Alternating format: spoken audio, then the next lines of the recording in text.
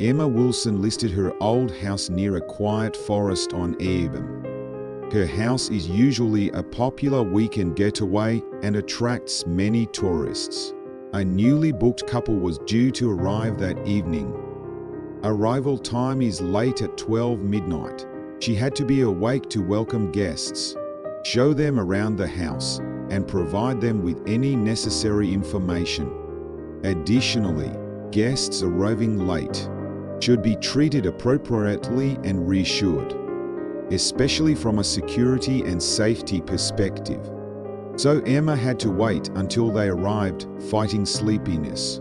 In this way, she was prepared to welcome her guests and make them feel comfortable. Emma was sitting on the couch in the living room, staring at the clock. It was already pitch black outside, and there was only silence all around.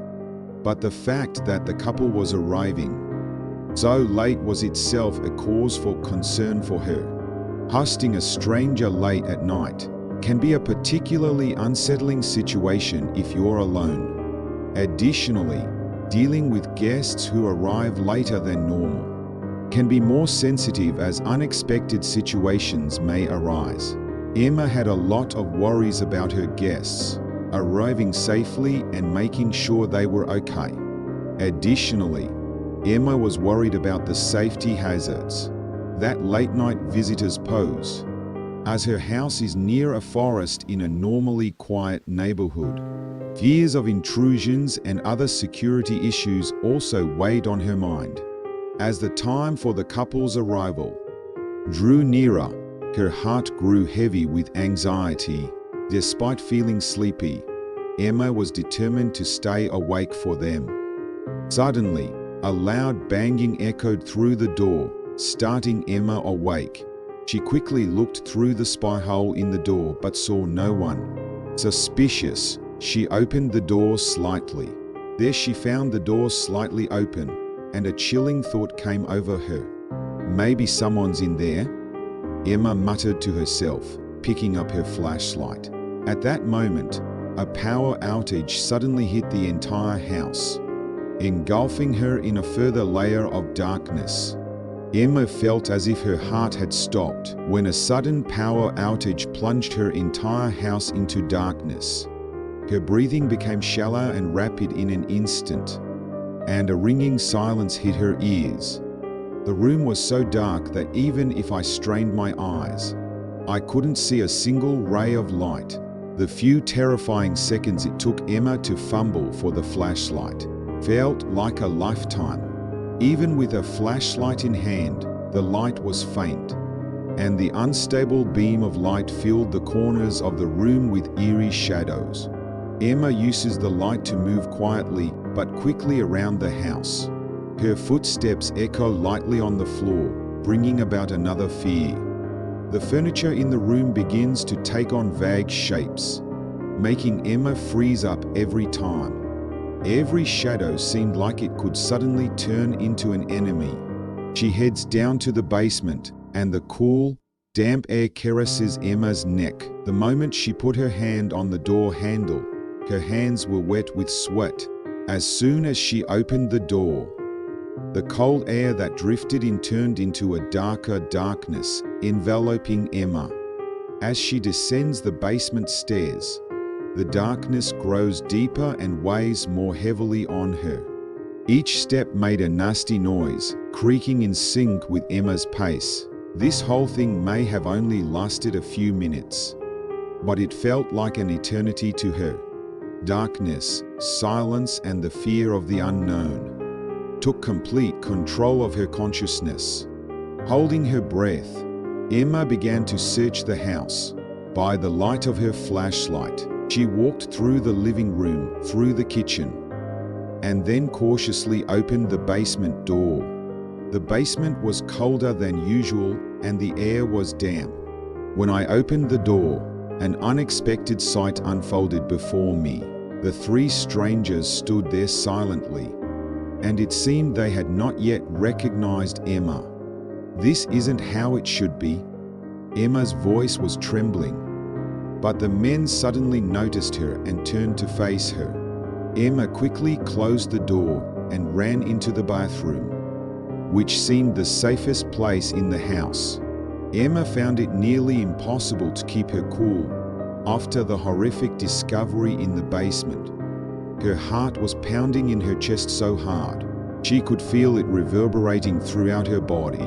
The moment the basement door closed, a heavy sound echoed through the room, and Emma felt as if the sound was a signal that something evil was coming. She ran down the hallway, desperate to get to what she believed was the safest place, the bathroom. While the house is shrouded in darkness, Emma's footsteps echo abnormally loudly. She didn't look back, just stared straight ahead, and headed to the bathroom without stopping for even a second. I ran into the bathroom and quickly closed and locked the door. The sound was a small sigh of relief, and Emma slid to the floor with her back pressed against the door. Her heart was still pounding, ringing in her ears, and she tried to take deep breaths to try and control her fear. But in the silence, every noise from somewhere in the house only made Emma more nervous. I picked up my phone and lit up the screen to call the police. That tiny light dipped into the bathroom, providing a momentary safe haven where Emma could calmly wait for help to arrive. At this moment, Emma felt completely alone. Her only connection to the outside world was the phone in her hand, and that connection gave her a little hope. She waited patiently for help to arrive, listening carefully to every small sound. The men began searching the house, trying to find Emma's hiding place.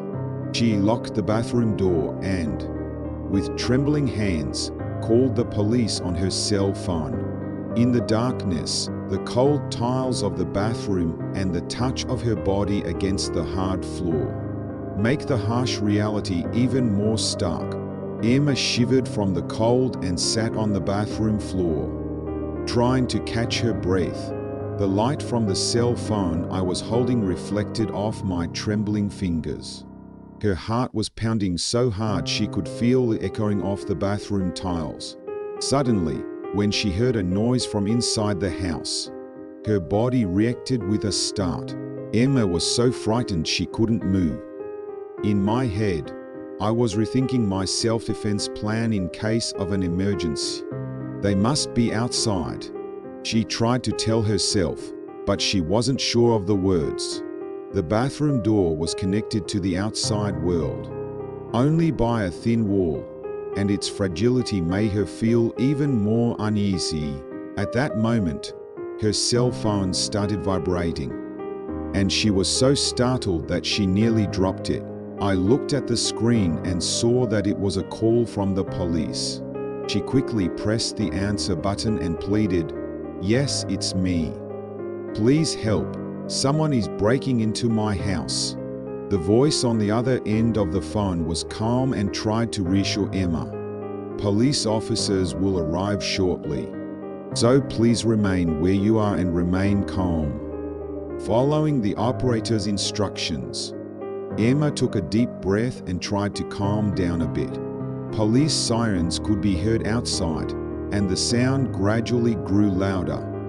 Emma felt some relief that rescue was near, but at the same time, she was terrified that the intruder might do something before escaping.